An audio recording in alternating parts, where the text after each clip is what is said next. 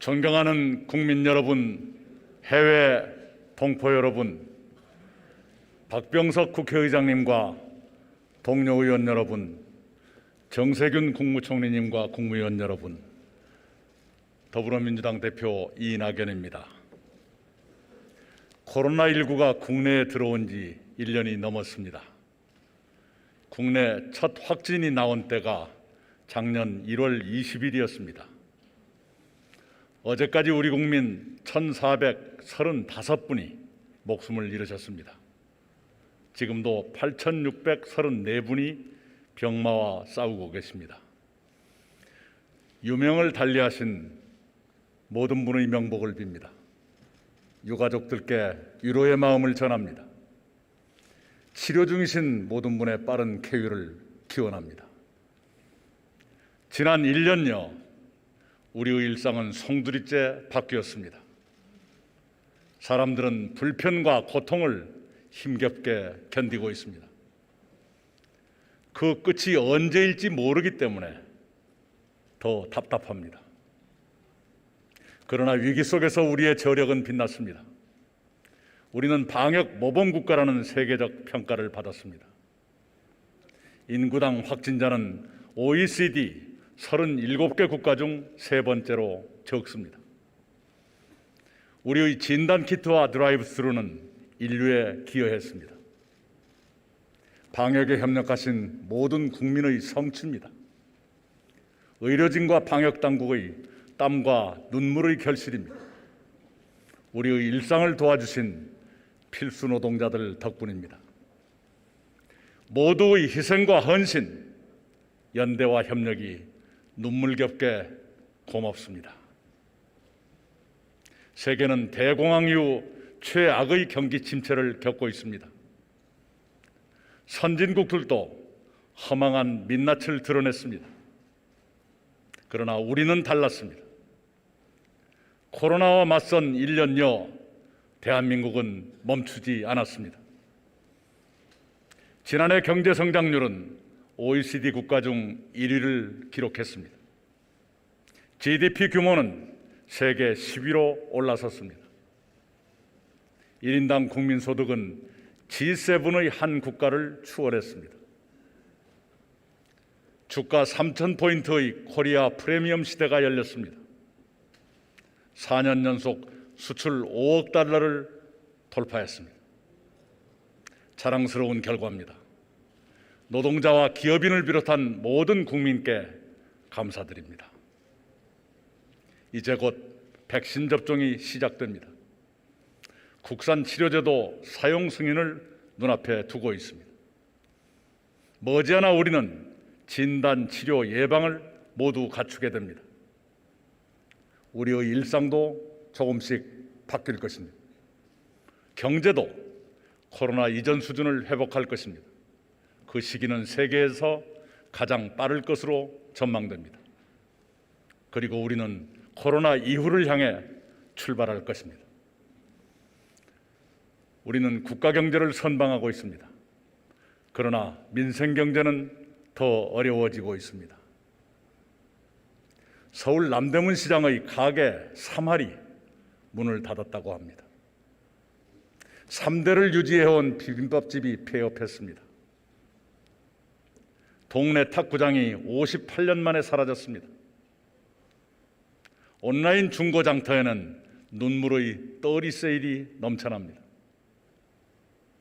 소상공인 20%가 우울 위험군에 들어있다고 합니다. 그 모든 분들께 무슨 말씀으로 위로를 드려야 할지 모르겠습니다. 코로나가 핥힌 상처는 넓고 깊습니다. 영업이 금지되거나 제한된 업종은 하루가 위태롭습니다. 고용 취약계층, 소득 취약계층이 먼저 쓰러지고 있습니다. 모아놓은 돈이 없으니 버텨낼 힘이 없습니다. 아이를 둔 집에서는 누군가 직장을 포기해야 합니다. 1년 이상 취업하지 못한 청년이 70만 명을 넘어섰습니다. 우리는 59년 만에 한 해 4차례 추경을 집행했습니다. 고용유지 지원금과 고용안정지원금을 확대했습니다. 10조 원의 유동성으로 자본시장의 경색을 막았습니다. 558조 원 사상 최대의 올해 예산도 상반기에 72.4%를 집행할 계획입니다.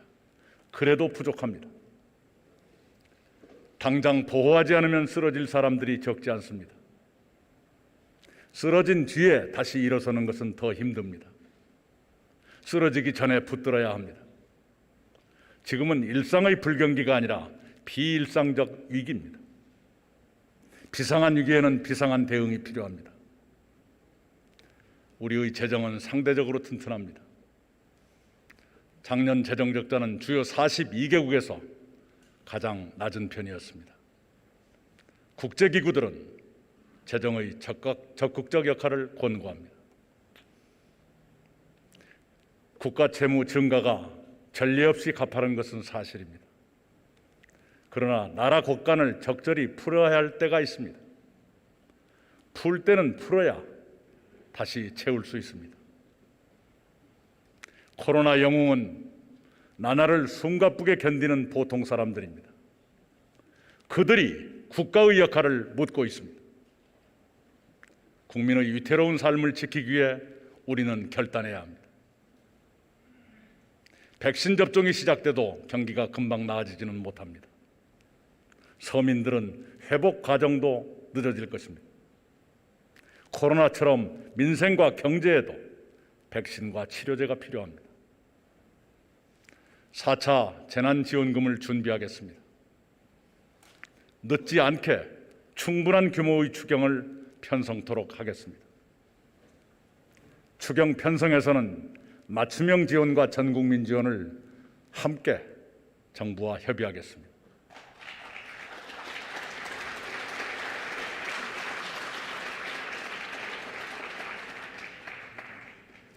방역 조치로 벼랑에 몰린 취약계층과 피해계층은 두텁게 도와드리겠습니다.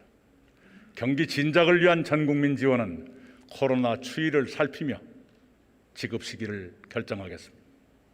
적절한 단계에서 야당과도 협의할 것입니다. 존경하는 국민 여러분, 동료 의원 여러분, 벼락거지란 말을 들어보셨을 것입니다. 갑자기 가난해진 사람들이 많습니다. 특히 소득과 자산의 양극화가 심해졌습니다. 고소득층의 소득과 자산은 날로 불어납니다. 서민과 중산층의 소득과 일자리는 위태롭습니다. 지난해 10대 기업의 영업이익이 20% 증가했습니다. 그러나 전국의 일자리는 122만 개가 사라졌습니다. 1990년 75.4%였던 중산층 비중이 작년에는 58.3%로 낮아졌습니다. 소득 하위층부터 소득이 급감하더니 이제는 중위층까지 소득이 줄고 있습니다. 그런 불평등의 심화를 차단해야 합니다. 서민과 중산층의 붕괴를 저지해야 합니다. 그래서 저는 상생연대 3법을 제안드렸습니다. 우리는 연대와 협력으로 코로나 방역에 성공했습니다. 이제 민생과 경제 회복에서도 성공해야 합니다. 그러자면 연대와 협력이 다시 필요합니다. 연대와 협력은 일시적으로 불편할 수도 있습니다. 그러나 불편을 피하자고 자기 살 길만 찾는다면 상생은 멀어지고 우리 공동체는 피폐해질 것입니다. 우리는 연대와 협력으로 상생해야 합니다. 그에 관한 저의 생각을 말씀드리겠습니다. 첫째, 영업 제한 손실 보상제입니다. 거리 두기로 영업이 금지 또는 제한된 업종이 많습니다. 그런 업종의 손실은 방역 협조의 비용입니다. 그것을 일정한 범위 안에서 보상하자는 것입니다. 헌법 제23조는 이렇게 명시합니다. 모든 국민의 재산권은 보장되며 공공 필요에 의한 제한은 정당한 보상을 지급해야 한다. 손실보상제는 헌법을 지키는 길이기도 합니다. 국회에는 관련 법안들이 발의되어 있습니다. 조속한 심의와 처리를 여야 의원님들께 부탁드립니다.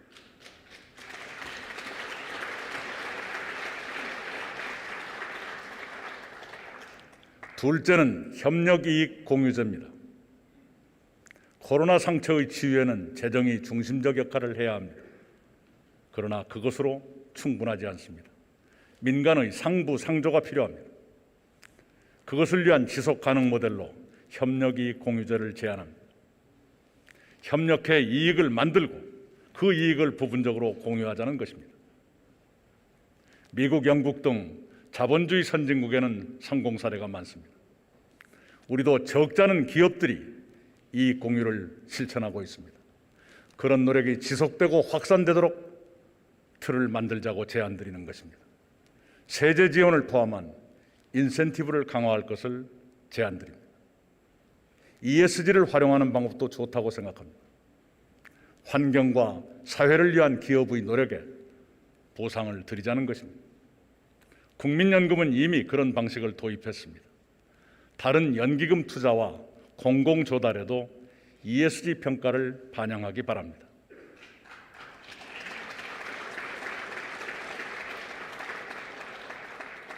셋째는 사회연대기금입니다. 정부, 기업, 개인이 기금을 만들어 피해자들을 도웁시다. 코로나 위기를 겪으며 프랑스가 그렇게 했습니다. 프랑스는 정부와 기업이 함께 소상공인 지원 연대기금을 만들었습니다. 우리도 2015년 한중 FTA를 비준하며 농어촌 상생협력기금을 조성했습니다. 이명박 정부 때는 은행들이 새희망 홀씨를 만들었습니다. 전년도 영업이익 10%를 재원으로 서민 대출을 지원한 것입니다. 우분투, 내가 있어 내가 있다. 저는 작년 가을 이 자리에서 우분투를 소개해드렸습니다.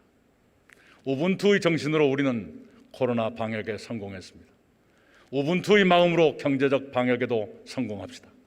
코로나의 진단, 치료, 예방에 이어 상생과 포용에서도 세계적 선도국가가 됩시다.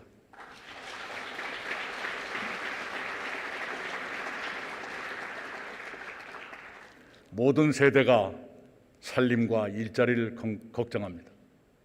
청년들은 더 소외됐습니다. 무주택자의 걱정은 더 커졌습니다. 교육의 사다리는 취약합니다. 많은 사람들이 오늘을 힘들어하고 내일을 불안해합니다. 불안 없는 편안한 세상을 만들고 싶습니다. 첫째는 주거 안정을 이루어야 합니다. 주거 불안정은 민생의 가장 큰 위협입니다. 주거 불평등 악화는 공동체의 통합을 해칩니다. 정부와 여당은 여러 대책을 강구했습니다. 그러나 아직까지 성공하지 못했습니다. 참으로 송구합니다. 시장에 유동자금은 넘치고 저금리는 계속됩니다. 그래도 우리는 부동산 투기를 계속 억제하겠습니다. 실수요자는 더 튼튼히 보호하겠습니다. 서울 등 대도시권에 좋은 주택을 획기적으로 늘려 공급하겠습니다. 공공임대주택의 품질도 크게 개선할 것입니다. 주택의 공공성을 높이면서 시장 수요에도 부응하겠습니다. 그런 부동산 정책을 정부가 곧 발표할 것입니다. 둘째, 교육 불평등을 개선해야 합니다. 코로나19로 비대면 수업이 길어지면서 문제가 생겼습니다. 특히 교육 불평등이 커졌습니다. 교사의 79%가 학생들의 학습 격차가 커졌다고 말합니다. 교육 불평등은 가장 가혹한 불평등입니다. 현재의 불평등을 미래로 연장하기 때문입니다. 그런 악순환의 확대 재생산을 끊어야 합니다. 저는 몇 가지 대안을 제시했습니다. 디지털 교육 인프라 확충, 기초학력 지원 인력 도입, 책임 등교, 디지털 기반 공교육 프로그램 개발 등입니다. 그 가운데 새학기 책임 등교는 정부가 수용했습니다. 다른 대안도 정부가 검토해 주시기 바랍니다. 셋째는 노동 존중 사회를 이루어야 합니다. 노동은 돈벌이 방법에 머물지 않습니다. 사회적 존재로서 인간의 존엄을 확인하는 과정이기도 합니다. 노동의 사각지대를 없애야 합니다. 작업 환경의 안전을 보장해야 합니다. 그것은 공동체의 당연한 책무입니다. 국회는 올해 들어 중대재해처벌법을 제정했습니다. 그에 따라 우선 재해 예방과 관리를 강화하겠습니다. 산업안전보건청을 신설하려 합니다. 여야 합의로 정부조직법을 개정할 것을 제안합니다. 그에 앞서 현재 국단위인 담당 조직을 7월 1일 산업안전보건본부로 승격해 운영하겠습니다. 우리는 고용취약계층을 훨씬 더 두텁게 보호해야 됩니다. 우리는 이미 고용보험을 확대하고 있습니다. 국민 취업제도를 도입했습니다. 노동존중 사회를 향한 의미 있는 출발입니다. 여기서 한 걸음 더 나아가야 합니다. 전국민 고용보험 제도 확대를 서두르겠습니다. 필수 노동자 보호와 지원을 강화하겠습니다. 관련되는 법과 제도를 시급히 정비하겠습니다. 특히 필수 노동자 보호 지원 법안이 이번 회기에 처리되기를 바랍니다.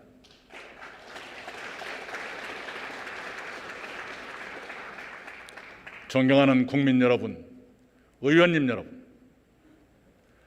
역대 정부는 사회안전망을 꾸준히 확충해 왔습니다. 김대중 정부는 기초생활보장제를 도입하고 4대 보험을 정비하며 복지국가의 기틀을 세웠습니다. 노무현 정부는 복지 예산을 획기적으로 늘리며 저출산 고령화에 본격 대응하기 시작했습니다. 문재인 정부는 문재인 케어, 아동수당 신설, 고교 무상교육 등으로 복지의 지평을 넓혔습니다. 그 덕분에 우리는 복지국가 형성기에 올라섰습니다. 우리의 사회복지비 지출은 1997년에 GDP의 3.9%였습니다. 그것이 2019년에는 12%를 넘어섰습니다. 우리 대한민국은 최빈국에서 복지국가로 도약한 세계 최초의 나라가 될 것입니다. 그러나 우리의 사회안전망은 아직 불충분합니다. 수백만 명의 비정규직 노동자들은 4대 보험에서 제외되어 있습니다. 노인의 절반은 빈곤 상태입니다. 아이를 맡길 공공보육시설과 부모님을 모실 요양시설은 부족합니다. 특히 1인 가구의 증가는 가구 단위로 제공되는 기존 복지제도를 무력화시키고 있습니다. 코로나19는 우리 사회안전망의 부족함과 불안함을 드러냈습니다. 임시 일용직과 비정규직부터 일자리와 소득을 잃었습니다. 원격 수업이 진행되는 동안 빈곤층 아이들은 끼니를 먼저 걱정해야 했습니다. 코로나로 사회복지사들의 방문이 주춤한 사이에 취약계층의 고독사가 이어졌습니다. 핵심 산업과 대기업 노동자들의 일자리도 안전하지 않습니다. 중산층마저 일자리와 삶을 위협받기 시작했습니다. 경제 사회구조의 변화는 이미 세계로 확산됐습니다. 그 변화는 규모와 속도에서 우리의 예상을 뛰어넘습니다. 좋든 나쁘든 사회 대전환은 세계에서 이미 시작됐습니다. 기존 복지제도의 축적을 바탕으로 경제 사회적 변화에 맞게 사회 안전망을 혁신적으로 재구축해야 합니다. 세계은행과 국제노동기구 등은 대전환의 시대에 대응하기 위한 보편적 사회보호의 필요성을 2015년에 제기했습니다.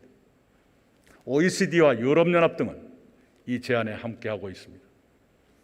보편적 사회보호는 사회 구성원 누구도 뒤처지지 않도록 포괄적이고 촘촘한 사회 안전망을 구축하자는 것입니다. 우리도 역대 정부가 쌓아올린 복지제도의 기반 위에 높아지고 다양해진 국민의 요구를 반영해야 합니다. 기후위기와 플랫폼 기술이 가져온 경제사회 변화에 대응해야 합니다. 포스트 코로나 시대의 신복지 제도로서 저는 국민생활기준 2030을 제안합니다. 보편적 사회보호를 한국에 맞게 적용하자는 제안입니다. 국민생활기준 2030은 최저기준과 적정기준 두 가지 축으로 구성됩니다. 소득, 주거, 교육, 의료, 돌봄, 환경 등 삶의 모든 영역에서 국민 생활의 최저 기준을 보장하고 적정 기준을 지향하자는 것이 국민 생활 기준 2030입니다. 최저 기준은 최저한의 인간다운 삶을 보장하기 위한 기준입니다. 그것은 국가의 의무입니다. 가까운 시기에 국가가 시작해야 합니다. 적정 기준은 중산층에 걸맞은 삶의 기준입니다. 그것은 2030년까지 달성할 국가의 목표입니다. 국가와 개인과 사회가 힘을 합쳐 성취해 가야 합니다. 대표적인 구상 몇 가지만 말씀드리겠습니다. 첫째, 아동, 청년, 성인, 노년층 등 생애 주기별 소득 지원에 나서야 합니다. 현재 만 7세까지 지급되는 아동수당을 선진국 수준인 만 18세까지 확대하기를 제안합니다.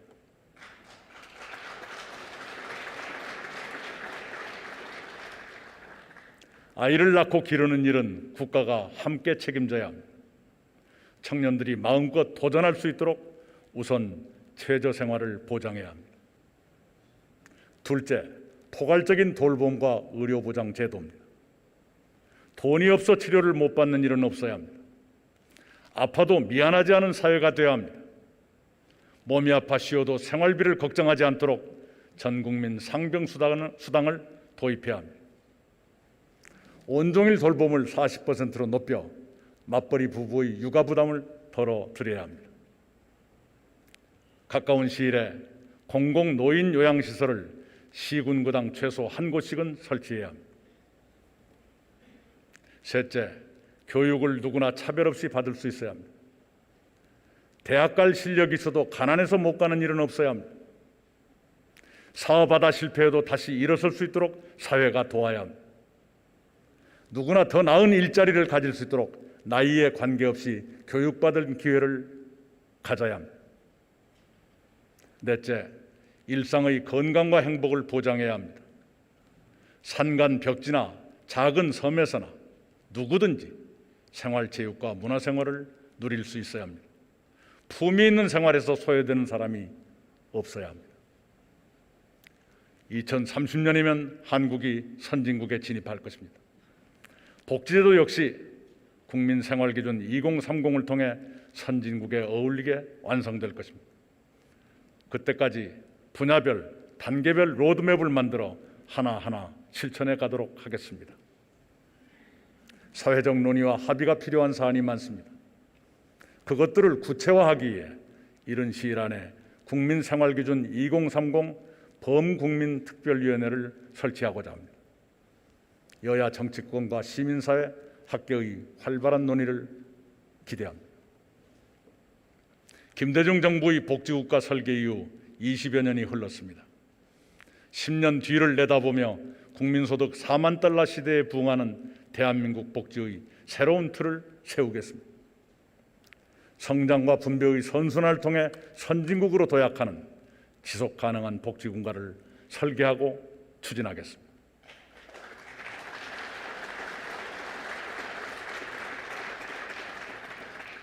존경하는 국민 여러분, 의원님 여러분, 국민의 삶을 보호하려면 많은 재원이 필요합니다.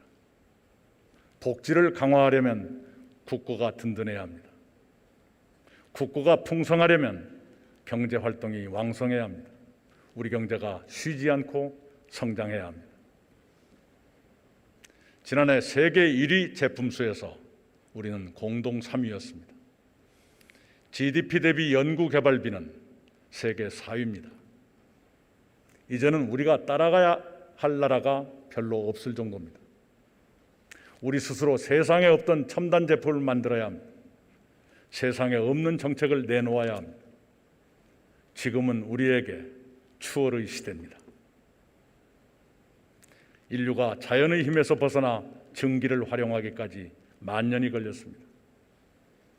인공지능을 중심으로 하는 4차 산업혁명까지는 그로부터 200년이 걸렸습니다. 지난 200년의 변화보다 빠른 2년의 혁신, 세계 최대 가전 전시회 CES의 올해 주제입니다. 변화는 갈수록 빨라지고 그 폭은 커집니다. 미래는 준비하는 자의 몫입니다. 더 빠른 변화와 더 과감한 혁신을 실천하는 국가만이 미래 경제를 주도할 수 있습니다. 우리는 김대중 정부 때의 벤처 투자로 오늘날 디지털 강국이 됐습니다. 노무현 정부 때의 바이오테크 산업 육성으로 오늘의 바이오 강국이 됐습니다. 선배들이 그랬듯이 우리도 후배들에게 미래 먹거리를 만들어줄 의무가 있습니다. 시스템 반도체, 미래차, 바이오 헬스 등 3대 미래 신산업 육성에 정책 역량을 모으겠습니다. 우리의 핵심 산업은 세계 1위로 끌어올려 바닥을 다지고 신산업은 새로 개발해 미래 먹거리로 만들겠습니다. 선도형 경제는 민간 부문의 역동성이 전제돼야 가능합니다. 창의적 도전의식을 북돋우는 제도와 환경의 조성이 필요합니다. 우리의 규제 시스템을 글로벌 표준에 맞게 혁신하겠습니다. 현장의 애로를 상시적으로 듣고 제도에 반영하겠습니다. 그래서 저희 민주당은 당내에 규제혁신 추진단을 구성했습니다. 당장 처리할 혁신 과제와 중장기적 논의 과제를 조속히 정리해 이번 회기부터 하나씩 처리하겠습니다. 올해부터 본격 추진될 한국판 뉴딜은 선도형 경제로 나아가기 위한 디딤돌입니다. 한국판 뉴딜의 핵심 축인 10대 대표 사업을 본 궤도에 올려놓기 위해 예산 투입과 제도 정비를 서두르겠습니다. 데이터댐 구축, 스마트 병원 선도 모델 선정, 스마트 그린 산단 지정 등 주요 사업의 추진 속도를 최대한 끌어올리겠습니다. 그것을 뒷받침하기 위해 미래전환 10대 입법 과제를 서두르겠습니다. 데이터 기본법, 그린 뉴딜 기본법, 미래 모빌리티법, 지역 균형 뉴딜 지원법 등을 이번 회기에 처리해 주기를 부탁드립니다. 한국판 뉴딜의 성공은 공공과 민간의 긴밀한 협력에 달려 있습니다. 재정과 정책, 금융, 민간 투자의 유기적 조화가 중요합니다. 3월부터 20조 원 규모의 정책형 뉴딜 펀드가 출범합니다. 시장의 풍부한 유동성을 생산적인 분야로 이동시키고 한국판 뉴딜의 성과를 국민과 나누는 효과적 수단이 되도록 돕겠습니다. 한국판 뉴딜은 나의 삶을 위한 것, 그렇게 국민께서 체감하시도록 제도 안착에 만전을 기하겠습니다.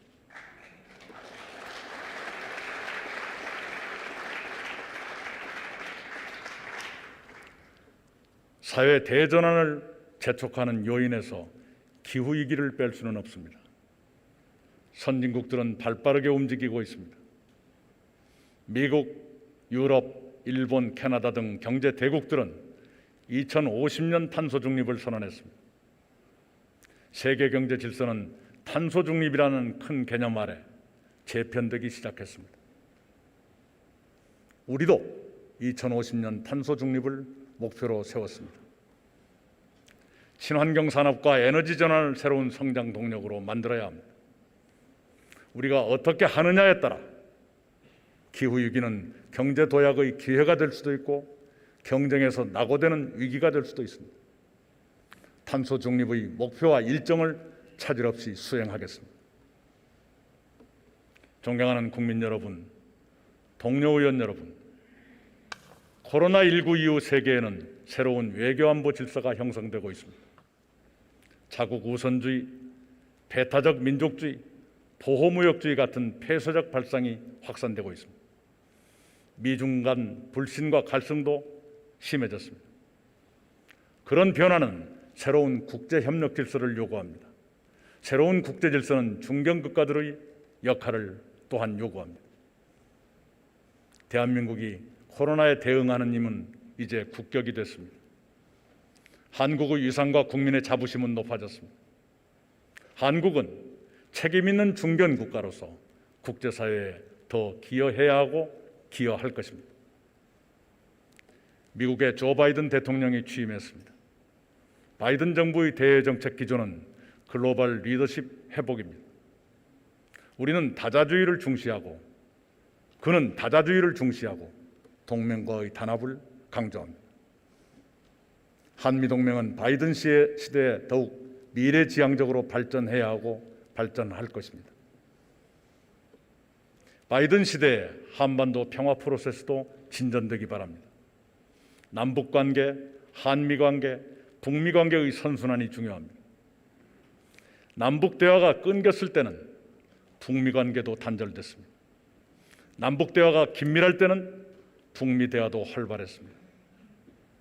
김대중 대통령의 남북대화 노력이 있었기에 빌 클린턴 대통령의 전략적 관여 정책, 페리 프로세스가 작동할 수 있었습니다. 2018년 남북 정상의 판문점 선언 이후에 북미 정상의 싱가포르 합의가 나왔습니다. 버락 오바마 대통령의 전략적 인내는 남북 대화가 중단됐을 때 나왔습니다. 바이든 정부도 한국의 역할을 중시하면서 남북 대화를 지원하고 협력하길 바랍니다. 그것이 바이든 정부에도 기여하고 도움이 될 것이라고 굳게 믿습니다. 북미 대화의 출발점은 2018년 싱가포르 합의입니다. 싱가포르 합의는 역사상 최초로 이루어진 북미 정상 간 합의입니다.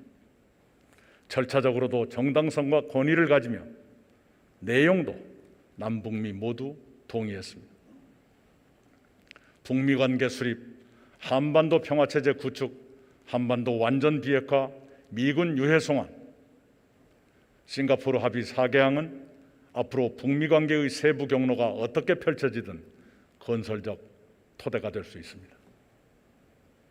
올해는 남북이 유엔에 동시가입한 지 30년입니다. 분단 70년, 불신과 대결의 역사를 신뢰와 공존의 역사로 바꿔야 합니다. 북한도 이 귀중한 시기를 놓치지 말기 바랍니다.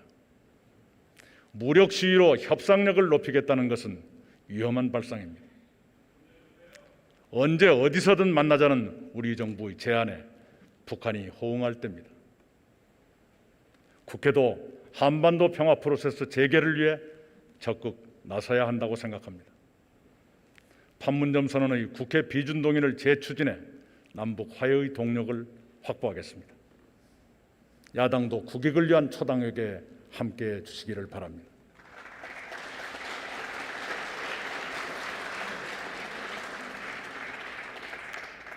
존경하는 국민 여러분, 선배 동료 의원님 여러분, 부족한 제가 민주당 대표로 일한 지 5개월 조금 넘었습니다. 그 짧은 기간에 많은 일이 있었습니다. 코로나 방역과 경제는 회복의 시간을 맞고 있습니다. 국회도 의미 있는 성과를 거두었습니다. 지난해 우리 국회는 역대 최대 규모의 새해 예산안을 여야 합의로 법정 시한 안에 처리했습니다. 시대가 남긴 국가적 과제도 함께 풀었습니다. 과거를 매듭짓는 법도 있었고 미래의 초석을 놓는 법도 있었습니다. 노동자의 생명과 안전을 지키는 법도 있었고 시장 경제를 뒷받침하는 법도 있었습니다. 취약계층을 위한 포용과 상생의 법도 있었고 기업하기 좋은 환경을 위한 규제 혁신의 법도 있었습니다. 고위공직자 범죄수사처 출범을 포함한 권력기관 개혁 3법은 우리 민주주의를 한층 성숙시킬 것입니다. 공정경제 3법은 경제 생태계의 건강을 높이고 기업의 경쟁력을 키울 것입니다. 중대재해처벌법은 노동자의 생명과 건강을 지키며 노동 존중사회의 초석이 될 것입니다. ILO 기본협약에 맞춘 노동 관련법, 지방의 자율성을 넓힌 지방자치법, 정의의 실현을 위한 5.18과 세월호 참사 진상규명 관련법, 그런 모든 입법을 통해 우리 국회는 1987년 민주화 이후 가장 크고 가장 많은 개혁을 실현했습니다. 우리는 국가와 사회의 오랜 숙제를 해결하며 역사의 진전을 이루었습니다. 그 과정에서 저는 큰 보람을 얻었습니다. 동시에 많은 것을 배우며 깨우쳤습니다. 함께해 주신 의원님 여러분께 감사드립니다. 성원해 주신 국민 여러분께도 감사드립니다. 남은 과제가 아직도 많습니다. 검찰개혁과 언론개혁 관련법, 4.3 특별법, 가덕도 신공항 특별법, 아시아 문화중심 도시법 등을 기다리는 국민이 많습니다. 한국판 뉴딜과 규제혁신, 경제혁신 관련법 등도 시급합니다. 여야 의원님들의 이해와 협조를 부탁드립니다.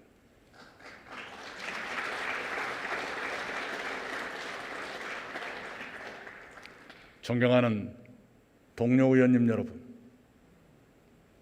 70년 전 세계에서 가장 가난했던 나라가 두 세대 만에 산업화와 민주화를 이루었습니다. 그리고 지금은 세계에서 가장 주목받는 나라의 하나로 성장했습니다. 우리는 추격자에서 추월자로 바뀌고 있습니다. 우리가 따르려 했던 나라들이 우리를 따르기 시작했습니다. 대한민국의 기적입니다. 우리 국민의 위대한 역량은 놀랍고도 존경스럽습니다. 정치는 그때 무엇을 했는가? 후손들의 물음에 우리는 답할 수 있어야 합니다. 국난을 극복하고 국민의 삶을 책임지며 대전환 시대를 선도할 소명에 힘과 지혜를 모아 최선을 다했노라고 우리가 답할 수 있기를 바랍니다. 우리 정치가 시대의 책임을 다하기를 소망합니다. 지금 우리 사회에는 많은 단절이 겹쳐 있습니다. 단절된 것들을 연결하는 것도 정치의 과제입니다. 중앙과 지방의 연결, 지역과 지역의 연결, 계층과 계층의 연결, 임대인과 임차인의 연결, 대기업과 중소기업의 연결, 더 연대하고 더 협력해 우리 사회를 하나로 연결해 갑시다.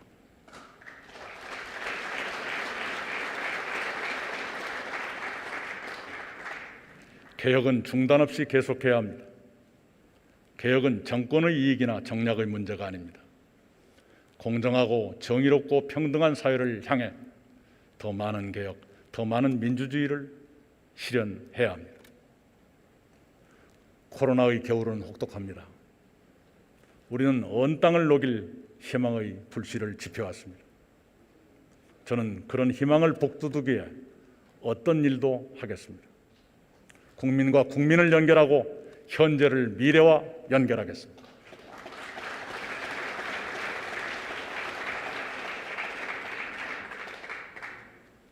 (2018년) 남북 정상회담이 잇따라 열린 시기에 저는 국무총리로 일했습니다. 국가정보원은 남북관계나 북한의 중요 정보를 저에게도 보고해 주었습니다. 제가 기억하는 한 남북 정상회담에서 북한 원전은 거론되지 않았습니다.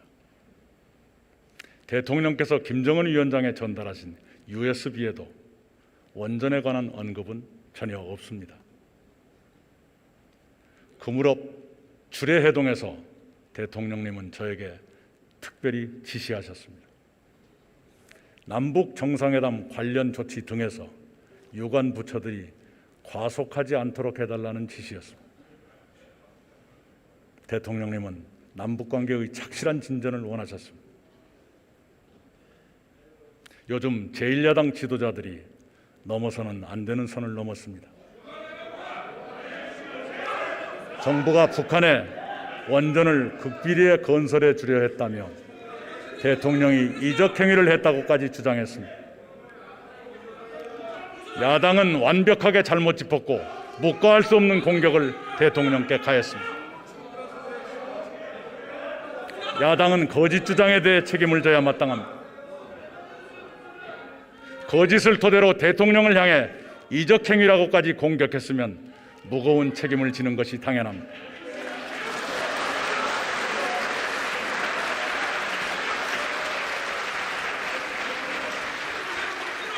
민족의 운명마저 정쟁의 대상으로 악용하는 것은 무책임합니다. 민족의 문제에 대해서까지 거짓을 서슴없이 말하고 거짓을 토대로 대통령을 공격하는 것은 국내외적으로 정치의 신뢰를 손상하며 국기를 흔드는 위험한 일입니다.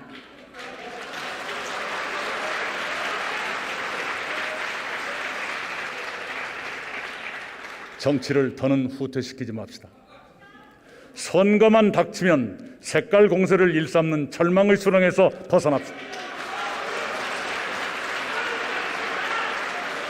낡은 북풍 공작으로 국민을 현혹하려 하는 국민 모독을 끝냅시다.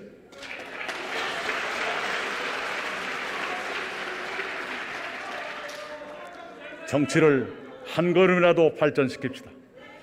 그것이 정치인 모두의 책임입니다. 경청해 주셔서 감사합니다.